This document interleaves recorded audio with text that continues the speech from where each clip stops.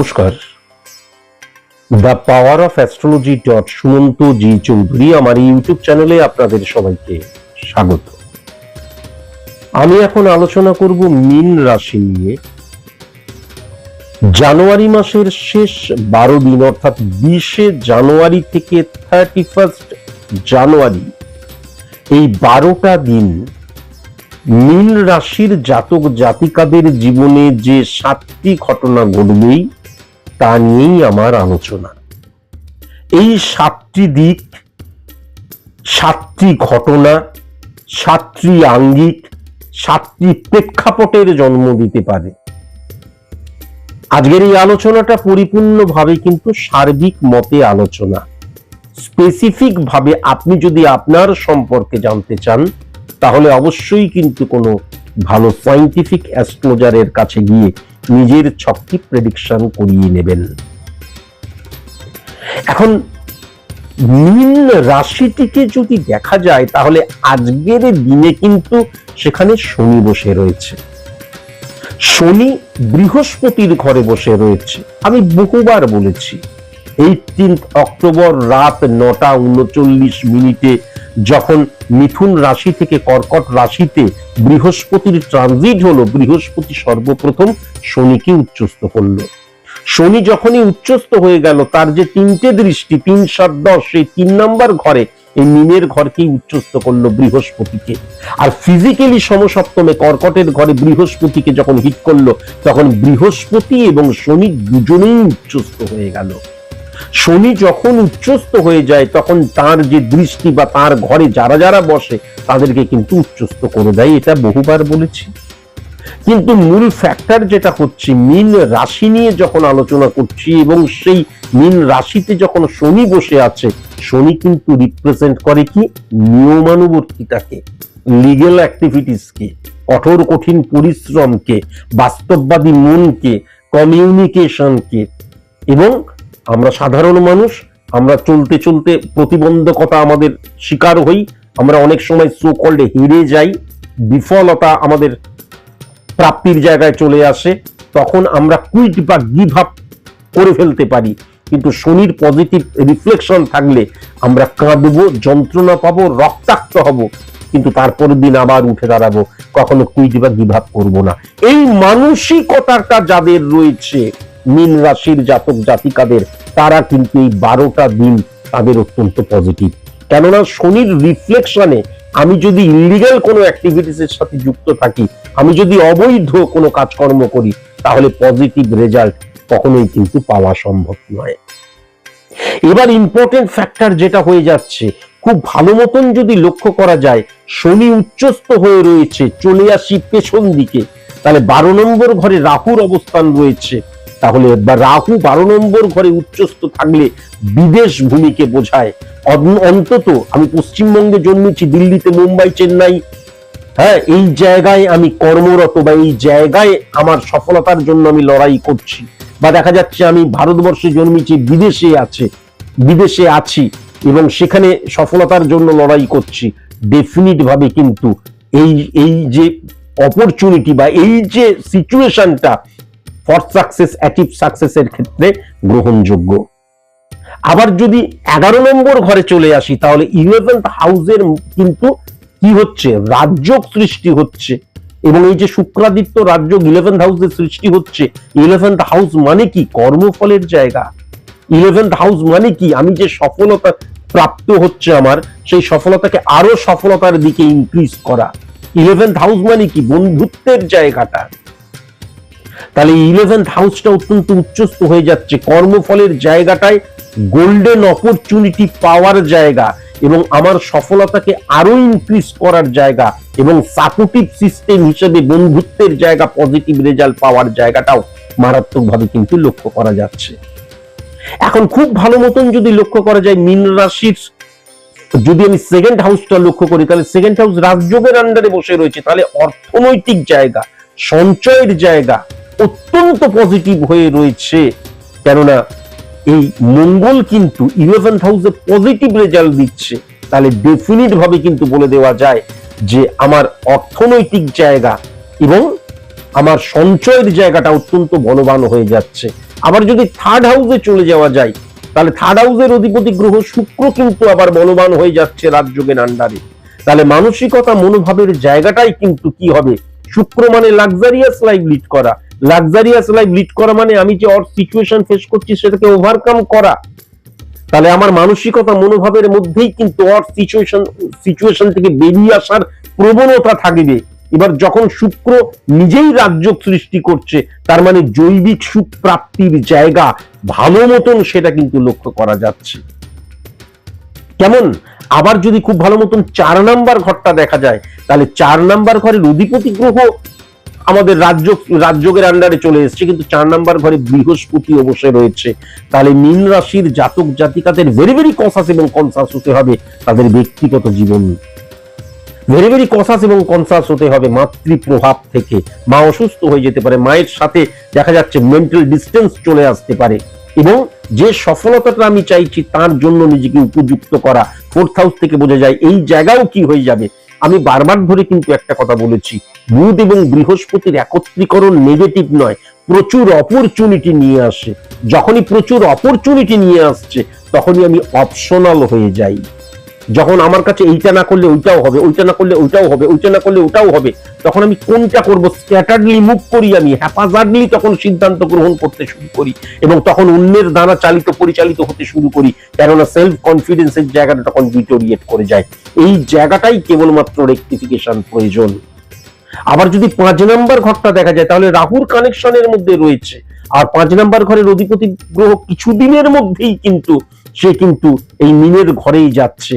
তাহলে ডেফিনিট ভাবে যেটা লক্ষ্য করা যাচ্ছে, রাহু যেহেতু উচ্চস্থ, তাহলে সফলতার জায়গাটা কখনোই কিন্তু আমি মাছের ঝোল ভাত খেলাম, অফিসে গেলাম বা বিজনেস ক্ষেত্রে গেলাম, বিজনেস হয়ে যাবার পর বাড়িতে এলাম, মুড়ি তেলে ভাজা দিয়ে বাংলা সিরিয়াল দেখছি, সেই জায়গাটা সৃষ্টি হচ্ছে না, সেই জায়গাটা সৃষ্টি হচ্ছে না। আরেকটা কথাও বলবো, মীন রাশির জাতক জাতিকাদের সন্তানদের জায়গায় কিন্তু আমি ইলিউশন, আবেগ, ইমোশনের জায়গাটা মারাত্মকভাবে লক্ষ্য করতে পারছি। এখান থেকে ভেরি ভেরি কনসাস এবং কনসাস হওয়া অবশ্যই প্রয়োজন। এবার যদি আমি 6 নম্বর ঘরটা লক্ষ্য করি, তাহলে 6 নম্বর ঘরে রবির অবস্থান, রবি উচ্চস্থ কর্মফলের জায়গায়, তাহলে সার্ভিসের জায়গায় গোল্ডেন অপরচুনিটি আসবে, এবং সার্ভিস যারা করছে তাদের ক্ষেত্রেও পজিটিভ রেজাল্ট, বা সার্ভিস যারা ফাইন্ড আউট করছে তাদের ক্ষেত্রে অত্যন্ত পজিটিভ রেজাল্ট। ফার্স্ট। দ্বিতীয়ত যেটা লক্ষ্য করা যাচ্ছে যে রবির অবস্থান এবং শনির ঘরেই তো রবির অবস্থান, তাহলে শত্রু নাশের জায়গাও লক্ষ্য করা যাচ্ছে। আমার কোনো রোগ আমি বয়ে বেড়াচ্ছি, সেখান থেকে সার্ভাইভ করার জায়গাটা লক্ষ্য করা যাচ্ছে, ঋণ মুক্তির জায়গাটা লক্ষ্য করা যাচ্ছে, এবং প্রাত্যহিক জীবনে শান্তি পাওয়ার জায়গাটাও কিন্তু, স্যাটিসফাই হওয়ার জায়গাটাও কিন্তু মারাত্মকভাবে লক্ষ্য করা যাচ্ছে। আবার যদি 7 নাম্বার ঘরটা দেখা যায়, 7 নাম্বার ঘরে ভেরি ভেরি ইম্পর্টেন্ট হয়ে যাচ্ছে আমি কি সিদ্ধান্ত গ্রহণ করছি। ঋণ নিয়ে কোনো বিজনেস করা যাবে না, কারণ 7 নাম্বার ঘরের অধিপতি গ্রহ হচ্ছে বুধ, সেই বুধের ঘরেই কিন্তু বৃহস্পতি বসে আছে, যদিও বুধ রাজযোগের আন্ডারে তবুও। তাহলে সেক্ষেত্রে কিন্তু মাথায় রাখার প্রয়োজন আছে, প্রচুর অপরচুনিটি আসছে, লিগ্যাল ইললিগ্যাল নানান অপরচুনিটি। আমি কোন রকমের ফাটকার জায়গায় যাব না, কোনো ইললিগ্যাল অ্যাক্টিভিটিস এর মধ্যে জড়িতই হব না। যদি জড়িত হই তাহলে ডেফিনিট ভাবে কিন্তু আমার ডিক্রিজ অনিবার্য, ভুল পদক্ষেপ গ্রহণ হয়ে যাবে, এটা অবশ্যই মাথায় রাখার প্রয়োজন আছে। তাহলে সেই জায়গায় সাবধান হওয়া ভীষণ প্রয়োজন। আমি যদি 8 নাম্বার ঘরের শুক্রের অবস্থান দেখি, 8 নাম্বার ঘরের শুক্র নিজেই শুক্রাদিত্য যোগ সৃষ্টি করছে, 8 নাম্বার ঘরের ব্যাড রিফ্লেকশন ক্রিয়েট হচ্ছে না, কিন্তু অনেক অপরচুনিটি আসবে যেগুলো কিন্তু ফাটকা থেকে প্রচুর ইনকামের জায়গা। দেখা গেল যে সেক্সুয়াল স্যাটিসফ্যাকশনের নানান জায়গা, অবৈধ প্রেমজ সম্পর্কের জায়গা, এগুলো কিন্তু প্রচুর অপরচুনিটি আসার জায়গা লক্ষ্য করা যাচ্ছে। সোশ্যাল মিডিয়াতে বন্ধুত্ব স্থাপনের জায়গা, সেখান থেকে দেখা যাচ্ছে টাকা চাইছে, সেখান থেকে নানান নেগেটিভ আমি মানে কর্মের জায়গাও আমরা জানি, সেটা এখানে বলা যাচ্ছে না, সেই জায়গাগুলো। তাহলে এই জায়গায় নিজের দৃষ্টিভঙ্গিকে স্বচ্ছ রাখতে হবে, এবং কোন রকমের ফাটকা রিলেটেড জায়গায় আমি যাব না। আমি পাড়াতত এক বৌদিকে বা বেপাড়ার এক বৌদিকে খুব পছন্দ করি, দেখে মনে হয় আহা বৌদিকে যদি, সরি টু সে, এটা আমি জাস্ট বোঝাবার জন্য বলছি, যখনই ফাটকা রিলেটেড জায়গা এবং শুক্রের উচ্চস্থতা অবস্থা হয়, দেখা যায় বৌদি নিজেই ধরা দিয়ে দিল। এবার যখনই ধরা দিয়ে দিল তখনই দেখা গেল আমি একদম মোহে আকর্ষণে ইলিউশন সবকিছুর মধ্যে দিয়ে তখন বৌদির সাথে আমি ফিজিক্যাল রিলেশন করতে শুরু করলাম, ভুলে গেলাম যে আমি আস্তে আস্তে পাকে নিমজ্জিত হয়ে যাচ্ছি। এটাও কিন্তু এক ধরনের ফাটকা টেন্ডেন্সি থেকে বিপর্যয়, বোঝাতে তো হবে। তাহলে এই ধরনের অপরচুনিটিও কিন্তু আসতে পারে, এখান থেকেও কিন্তু ভেরি ভেরি কসাস এবং কনসাস অবশ্যই হওয়া প্রয়োজন। 9 নাম্বার ঘরে মঙ্গলের অবস্থান, অবশ্যই আমি যেটা দেখতে পাচ্ছি যে প্রেমজ জীবনের ক্ষেত্রে আই লাভ ইউ টু, তারপরে সেক্সুয়াল স্যাটিসফ্যাকশনের জায়গা চলে আসছে। আমি আগেও বলেছি, আমি আমার বউকে নিয়ে যখন মেট্রো স্টেশনে যাচ্ছি, তখন বউয়ের দিকে কেউ তাকালেই কি আমার বউয়ের দিকে তাকাচ্ছে, বউকে আমি আগলে রেখে দিচ্ছি। কেন? আমার স্ত্রী। আমি আমার বোনকে, আমি আমার দিদিকে যখন নিয়ে যাচ্ছি, তখন তো বাদিয়ে দিয়ে দিলাম। তাহলে অন্যের একটি মেয়ে, সে এখনো আমার হয়নি, শুধু আই লাভ ইউ বলেছে, আমি সকলের সামনে আমি কখনো তাকে জড়িয়ে ধরে চুম্বন করতে পারি, ঠোঁটে ঠোঁটে লিপ কিস করতে পারি, কখনো তাকে ভোগ করতে পারি? সে তো বেশ্যা নয়, সে তো প্রস্টিটিউট নয়।